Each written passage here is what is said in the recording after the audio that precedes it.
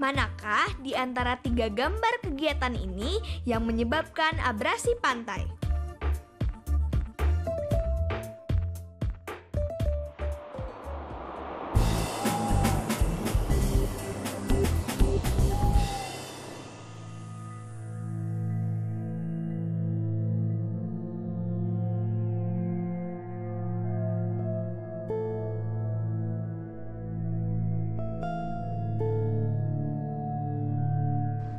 Kak, kalau gitu efek dari abrasi pantai itu apa dong, Kak? Nah, efek dari abrasi pantai itu sebenarnya banyak banget. Salah satunya adalah berkurangnya lahan pantai sehingga membuat pemukiman penduduk itu semakin tergerus. Tahu nggak kenapa banyak batu-batu seperti ini? Oh, emangnya buat apa, Kak? Jadi batu-batu ini memiliki fungsi sebagai mencegah dari abrasi pantai. Ya, jadi dengan adanya batu-batu ini, bibir pantainya nggak mungkin sampai sini. Serem juga ya, Kak, ternyata. Kalau misalnya nih beneran bibir pantainya maju sampai ke sini, berarti ntar kita nggak bisa duduk terus main di sini lagi dong. Nah, itu baru efek yang kelihatan. Tapi sebenarnya masih banyak efek-efek lain yang nggak kita sadarin. Apa aja tuh, Kak? Banyak sebenarnya. Nah, kalau penasaran, kita simak aja yang satu ini.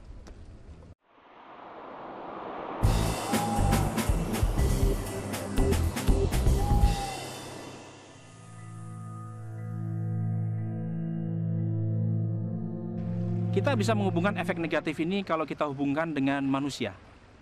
Banyak manusia yang tinggal di daerah pesisir dan pada kenyataannya bahwa peradaban manusia itu selalu bermula dari pesisir.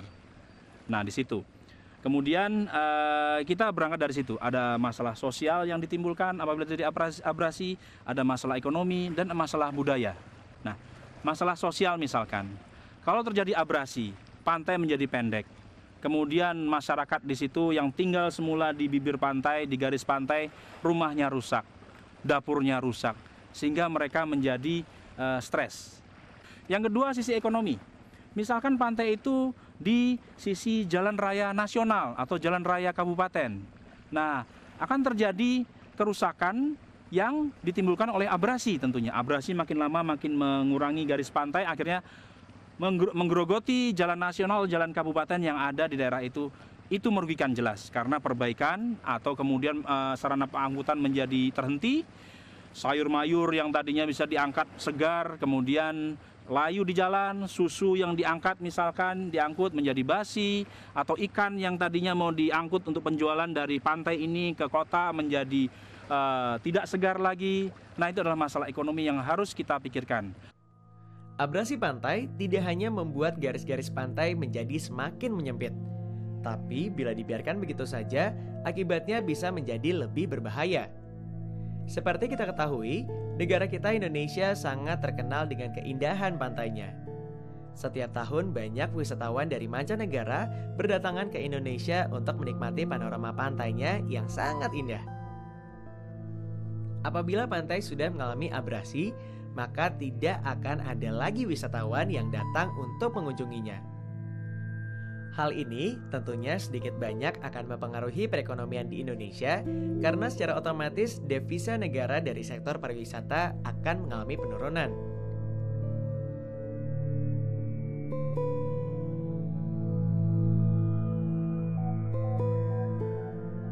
Nah, yang penting di sini adalah untuk daerah-daerah kosong mungkin kita semua sudah harus berpikir perlunya penetapan sempadan pantai itu. Artinya di daerah di garis sempadan pantai yang mungkin ditandai dengan trotoar atau dengan patok-patok, itu di sebelah ke arah lautnya tidak boleh ada bangunan-bangunan milik pribadi misalkan.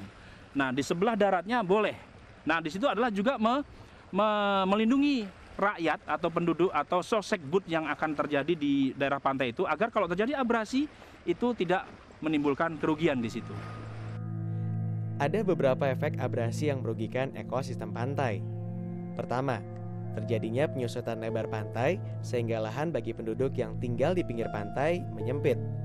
Kedua, rusaknya hutan bakau di sepanjang pantai karena terpaan ombak yang didorong angin kencang semakin besar. Dan ketiga, hilangnya tempat berkumpulnya ikan-ikan perairan pantai akibat terkikisnya hutan bakau.